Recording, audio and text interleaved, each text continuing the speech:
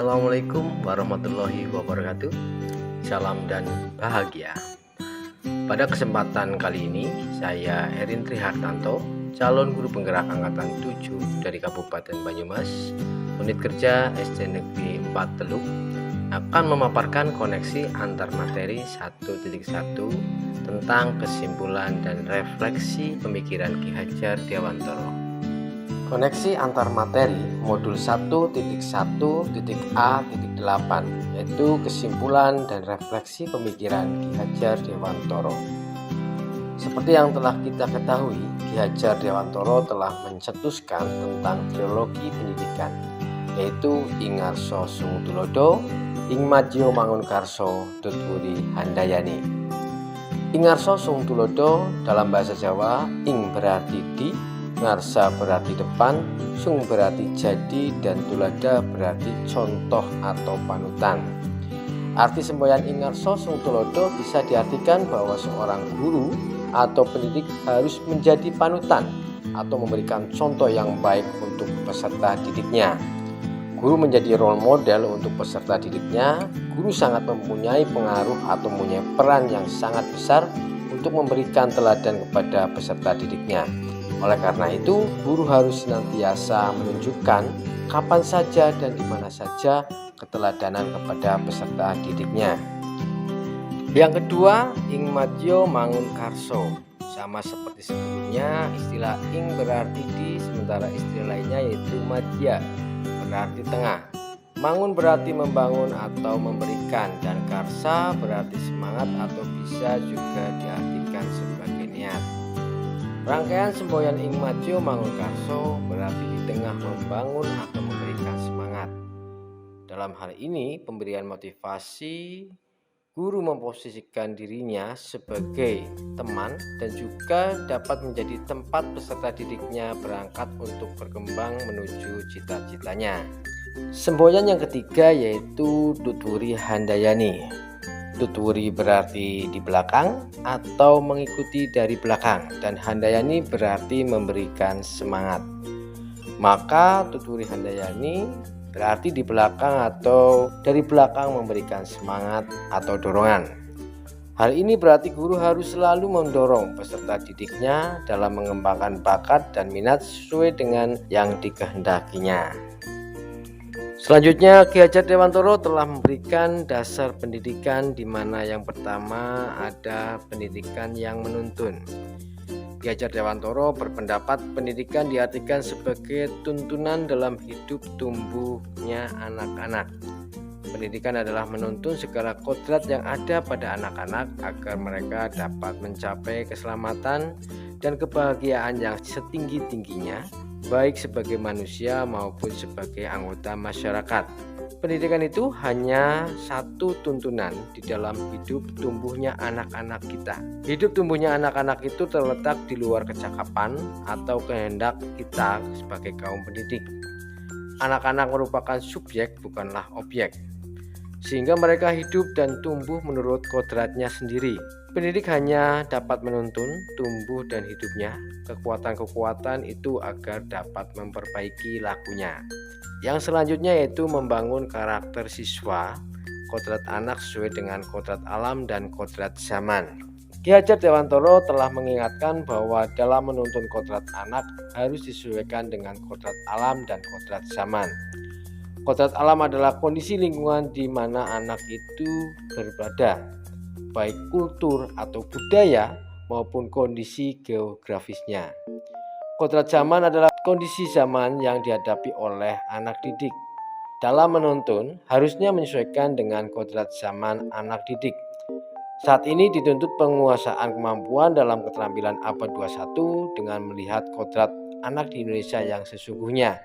Dalam hal ini, Ki Hajar Dewantoro mengingatkan bahwa pengaruh dari luar bisa menjadi sumber ilmu pengetahuan.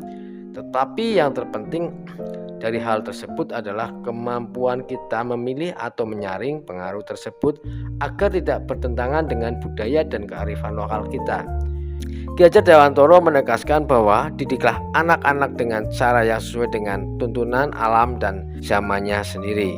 Untuk selanjutnya yaitu penerapan budi pekerti. Guru diibaratkan sebagai seorang petani dan siswa diibaratkan sebagai benih. Petani yang menanam benih hanya dapat menuntun tumbuh benih menjadi tumbuhan yang baik dan subur, mengolah tempat tumbuhnya agar baik, mengontrol air, memberikan pupuk, memelihara dari hama. Meskipun kita dapat memelihara dan menjaga tumbuhnya padi, kita tidak dapat mengubah kodrat padi menjadi tanaman lain. Demikianlah pendidikan itu hanya dapat menuntun tumbuhnya anak menurut kodratnya tanpa bisa mengubahnya. Walaupun demikian, faedah tuntunan akan tumbuhnya anak-anak sangatlah besar.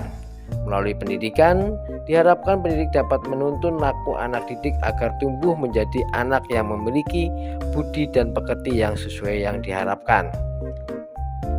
Selanjutnya, yang menjadi bagian penting dalam pemikiran Ki Hajar Dewantoro adalah pendidikan dengan sistem Among. Pendidikan dengan bentuk pembelajaran yang memerdekakan, serta penuh cinta kasih dan menyenangkan. Perwujudan dari sistem ini adalah pembelajaran yang dilaksanakan dengan menyenangkan atau bermain sambil belajar. Dalam hal ini, pendidik harus bisa memenuhi bahwa bermain adalah salah satu kodrat anak. Pembelajaran yang terindikasi dalam permainan adalah upaya menumbuhkan karakter positif atau budi pekerti luhur. Berdasarkan cara berlakunya, sistem Among dirumuskan dalam semboyan Tutwuri Handayani. Orientasi pemikiran berpihak pada siswa dalam terminologi saat ini disebut student center. Dalam hal ini, Ki Hajar Dewantoro mengistilahkan dengan pendidikan yang menghamba kepada anak. Pendidik mengantarkan tugas-tugas dengan ikhlas dan tulus untuk mengantarkan anak-anak mencapai kebahagiaan yang setinggi-tingginya. Untuk selanjutnya, saya akan merefleksikan diri saya melalui 3 pertanyaan berikut. Yang pertama, apa yang saya percaya tentang murid dan pembelajaran di kelas sebelum saya mempelajari modul 1.1? Yang kedua, apa yang berubah dari pemikiran atau perilaku saya setelah mempelajari modul ini? Yang ketiga, apa yang dapat saya terapkan lebih baik agar kelas saya mencerminkan pemikiran Ki Hajar Dewantoro? Apa yang saya percaya tentang murid dan pembelajaran di kelas sebelum saya mempelajari modul 1.1? Yang pertama, guru mendominasi pembelajaran atau teacher center. Yang kedua, pembelajaran terfokus pada ketercapaian materi dan KKM. Yang ketiga, guru kurang memahami karakteristik peserta didik. Yang keempat, peserta didik pasif dan motivasi belajar peserta didik rendah. Yang kelima, suasana kelas tertib, tenang, dan anak-anak memahami materi adalah fokus utama guru. Yang berubah dari pemikiran atau perilaku saya setelah mempelajari modul ini. Perubahan pada pemikiran. Yang pertama, guru bukan merupakan satu-satunya sumber belajar. Yang kedua, pembelajaran berpusat pada anak atau student center. Yang ketiga, menghargai setiap karakter belajar anak. Kemudian perubahan pada perilaku saya setelah mempelajari modul ini. Yang pertama, mengemas pembelajaran secara menarik agar motivasi belajar peserta didik meningkat. Yang kedua, memberikan kebebasan kepada peserta didik untuk menyelesaikan setiap tugas sesuai dengan minat, bakat, dan kreativitas masing-masing. Yang ketiga, lebih cermat melihat bakat peserta didik sesuai dengan kodratnya, yaitu kodrat alam dan kodrat zaman. Yang saya dapat terapkan agar kelas mencerminkan pemikiran Ki Hajar Dewantoro. Yang pertama, merancang pembelajaran yang interaktif dan menyenangkan dengan melibatkan peserta didik. Yang kedua, menerapkan pembelajaran berbasis kearifan budaya lokal dan budaya setempat. Yang ketiga, pembelajaran yang mengutamakan aspek budi pekerti. Yang keempat, menerapkan konsep merdeka belajar dan mengintegrasikan setiap pembelajaran dengan menerapkan profil belajar Pancasila. Yang kelima, menerapkan sistem pendidikan Among, yaitu pendidikan yang menuntun bukan menuntut. Yang keenam, pembelajaran sesuai dengan kodrat alam dan kodrat zaman. Yang ketujuh, melatih kecakapan abad 21 untuk peserta didik. Yang kedelapan, yaitu mengintegrasikan permainan dalam pembelajaran. Kesimpulan yang saya dapat ambil dari refleksi yang saya telah lakukan terhadap pemikiran Ki Hajar Dewantoro. Yang ke-1, pendidikan adalah menuntun anak sesuai dengan minat dan bakatnya. Yang kedua, pendidikan sejatinya berhamba pada anak. Yang ketiga, pendidikan yang humanis dengan konsep AMO, yaitu memberikan teladan, membangun motivasi, serta memberikan dorongan. Yang keempat, pendidikan bukan hanya ilmu akademis saja, namun perlu penanaman budi pekerti yang baik. Demikian kesimpulan dan refleksi koneksi antar materi modul 1.1. Terima kasih.